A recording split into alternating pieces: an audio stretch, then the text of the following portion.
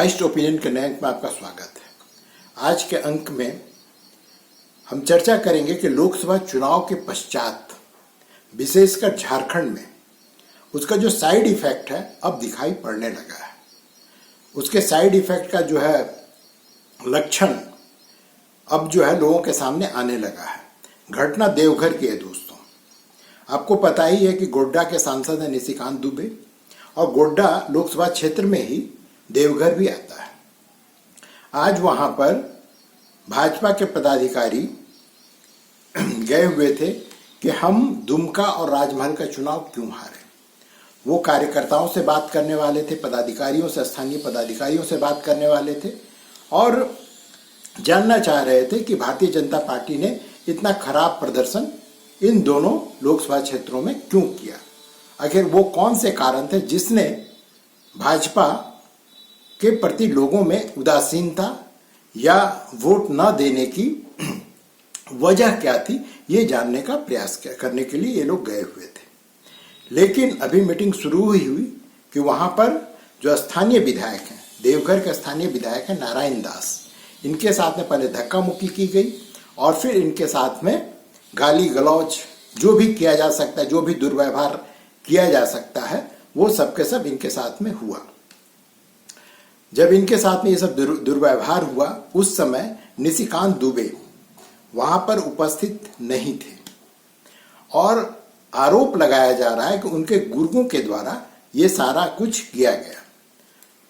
उन्होंने क्या कहा है नारायण दास ने, पहले आप उसको सुन लीजिए। बैठक होनी है और उसी दिन प्रदेश के महामंत्री आदित्य साहू जी, प्रदेश के उपाध्यक्ष आदरणीय वाल्मीकि सहाय जी का आगमन हुआ और बैठक बड़ा शांति सुचारू रूप से चल रहा था।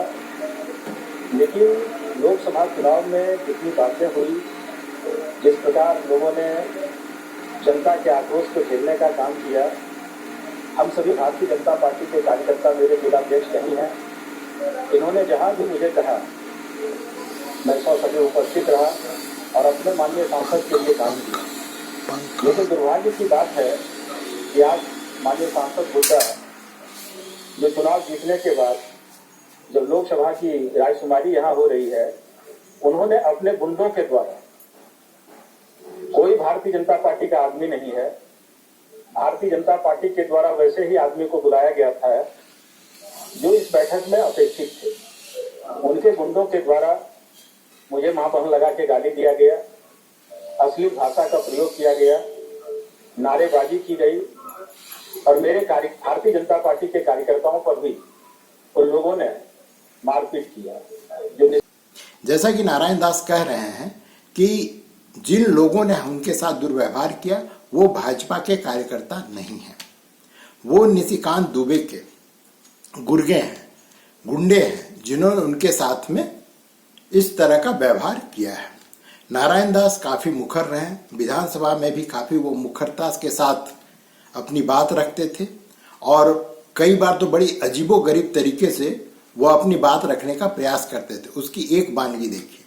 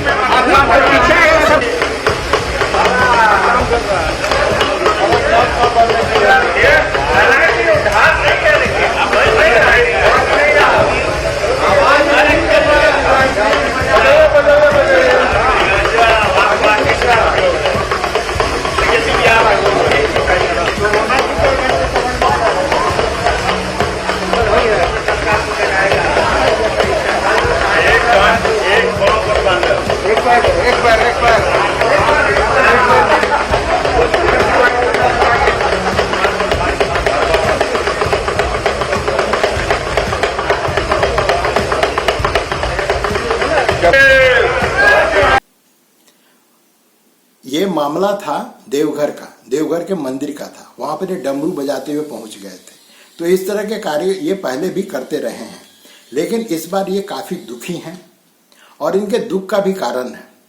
इनका कहना है कि जब निशिकांत दुबे कुछ नहीं थे तब भी मैंने उनका साथ दिया, और कोई उनके पास अगर प्रूफ हो कि मैंने उनके चुनाव को सैबोटाइज करने की कोशिश की हो तो वो हमको ला करके दिखावें। सुनिए, अब नारायण दास जो है, जो बातें अभी उभर कर आ रही है, दरअसल ये आज का मसला नहीं है, ये पिछले 4-5 साल से चला आ रहा था। भाजपा में जो देवघर और जो गोड्डा का पूरा इलाका है, वहां के जो कार्यकर्ता हैं, उनमें जो स्थानीय विधायक हैं, उनके प्रति गुस्सा और रोष तो था, ये पहले से ही था।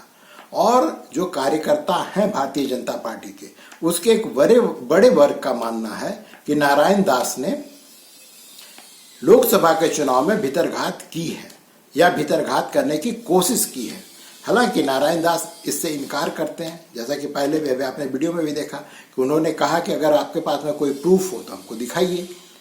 अब इन सब चीज़ों का प्रूफ नहीं होता है, लेकिन कार्यकर्ता जो होता है वो एक एक चीज पर नजर रखता है और उसे पता होता है कि कौन सा विधायक या कौन सा स्थानीय पदाधिकारी हमारे समर्थन में है या हमारे साथ में भीतरघात कर रहा है।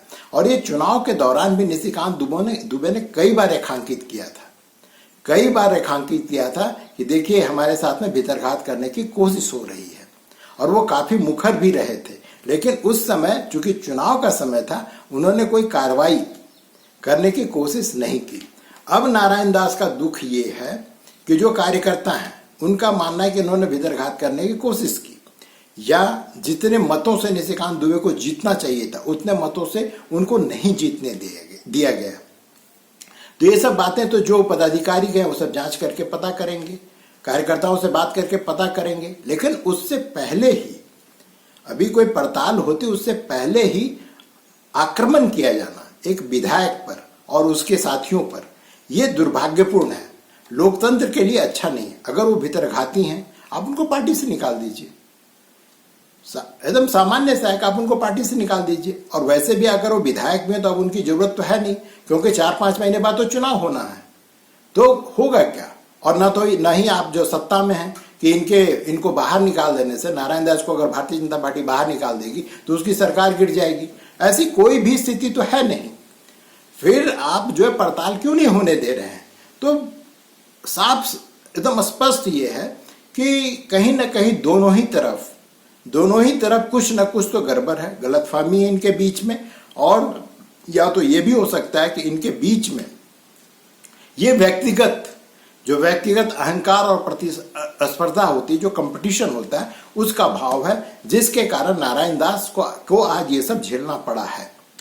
लेकिन दोस्तों, ये क्या सिर्फ एक झारखंड के एक हिस्से की समस्या नहीं, ये समस्या उत्तर प्रदेश में भी हो रही है। और जहां जहां पर भी भारतीय जनता पार्टी ने आशा का अनुरूप प्रदर्शन नहीं किया, उन सब जगहों पर इस तरह की समस्या अब धीरे धीरे उभर कर सामने आ रही है। जब तक आदमी सफल होता है, जब तक पार्टी सफल होता है, जब तक कोई भी दल सफल होता है, तब तक जो अंदर का दरार होता है वो दिखाई नहीं देता है। लेकिन जो ही आप असफलता चखते हैं, तो ही ये दरार जो है और बड़ा होकर के लोगों के सामने आ जाता है।